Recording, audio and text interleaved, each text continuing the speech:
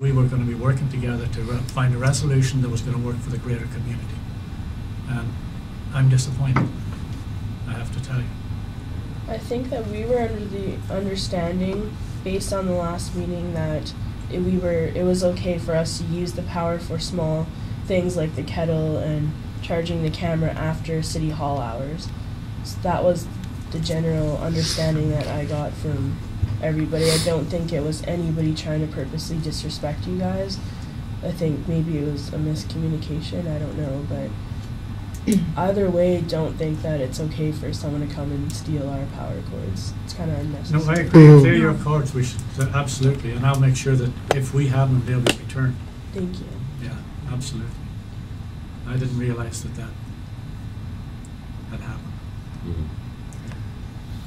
Yeah, I think our challenge is, because we're used to operating with Robert's rules and we kind of know who's doing what, and so it's difficult for us that, the last meeting we came up with some agreements that group of people were to take to the General Assembly for whatever and come back to this meeting, and so we had various topics that we were all going to speak to our constituents about, and so it's hard for us to then see things happening that we didn't anticipate would happen in the interim.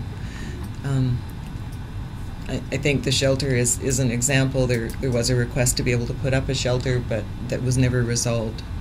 And then the shelter popped up, and I understand your rationale, but I hope you can see from our point of view, it's hard for us because we don't quite know who we're talking to or who's taking things back, and whether the communication is clear. And it seems like there's a lot of opportunity for miscommunication in this situation. So it's really confusing too, because we'll have one worker from this building come out and talk to us and say one thing, and we have it on tape, so it's like we have 2 or 3 different people come out saying all different things, so it's kind of like it gets kind of confusing. And also the other thing I'd like to reiterate once again is I realize that you are probably very, very busy a lot of the time. You don't have a lot of time to be able to look at materials, but if we could compile a list of educational materials about what this movement is, what's going on. I mean, Edmonton, I guess, recently was asked to leave by the city. It was an order, and they outright refused because he said, this is much, much bigger than Edmonton. This is much, much bigger. Lawfully, they refused, and now they are occupying that space, and the city is in support of them, or at least the people of the city are in support. And the reason why they are in support is because this is quite a large movement, and the more educated that we become on it, the more we can see that it's absolutely necessary, not only in this city, but in this world.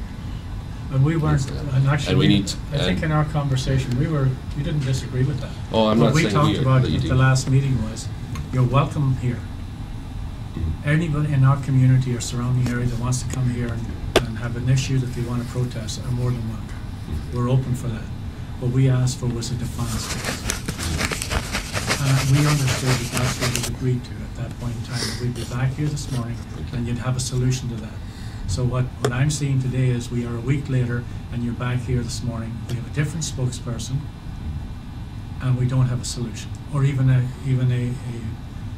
idea of what that defined space would look like, or even if you wanted a defined space. We don't know that.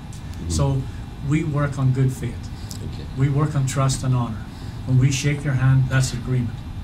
Now, we need to know where we're going to from today. Absolutely. No, I agree. So we're not disputing your cause. We have no problem with that. And clearly people came out to support that cause.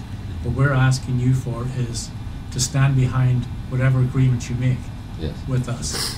So when we talked to you last week about defining the space, moving off the site for Remembrance Day on the 9th, we understood we had an agreement, that there'd be a solution to that here this morning, and I'm not hearing that. We had an agreement for the defined space. We said we will stay off the sidewalks, but we still have not come to that conclusion of Remembrance Day. It would be nice to... It'd be nice to be able to work with the veterans, and I'm with Edmonton on this one, I don't think we should be the ones to leave. for those amount of days. If we are, I would like to see it in writing that we're allowed to return. I'd just like to point out it's not just the veterans. The Nelson Electric Tramway Society is coming to the site as well. Plus, there's representatives from just about every organization in Nelson that come to lay a wreath. So we could be looking at a couple hundred people. I don't know, Well, Brian there's told several me thousand about people. 1,000 at Yeah, least would be in have any of attendance. you attended the No, I River meant State just laying services wreaths. before? Yes. Not seeing Yeah, it, so, yes. so you know that the entire square Yeah. and spills out up into where all the tents are and out into the street is all full of people. Yeah. So, I think in this case, for what it's worth, you just sort of outlined more or less your cause. I would say that it would be prudent to respect November 11th. That is a very key point from our meetings as well. I think, like Derek was saying earlier, like if the Legion comes to us and tells us that they and the veterans they want us to leave the property, we're more than willing to do that. Yeah. But I think Jordan's right when he says that we would like it in writing that we are able to come back, because there are some concerns that if we leave, we're gonna have a hard time coming back. well, I'm not quite understanding that concern. There was no permission granted for you to come in the first place. There was no permission for the march to even be here. No, So- exactly, so why would you need permission to come back? Well, yeah, I don't know. We're just concerned that there might be issues. We're concerned that, possibly there'll be a bunch of city workers blocking us off from, It's easier to get rid of us. I was than trying to- the property. yeah. I can't answer that. I think it's kind of just been answered. We didn't take permission to come here the Yeah. first time, so why should we ask permission to come here Yeah. again? What I'm kind of hearing overall, and I really do apologize for missing the first meeting because I'm Yeah. definitely out of the loop here. Same It's thing. all primarily infrastructure concerns. Portable toilets, the structure outside, things that were agreed upon and then lost in communication when it came to the meetings later on. And I apologize for that. Yeah, and I think what I did say to Cheryl as we were leaving that day was that you're welcome to come up here anytime and say, look, we're thinking of doing this or we're doing that, or you're more than welcome to do that. And the disappointment I had was that nobody came and said, hey, we know we talked to you the other day, guess what? I met with the group downstairs and they're not on for that. Okay. Right? We have no problem with that. We just need to know what what is going on. We just need to have some kind of response when the community are concerned about, as an example, that structure you put up there probably was, in my opinion, set you back a long way. No, actually. People were sort of getting used to the tents, but when that went up, people were going, hang on a second here.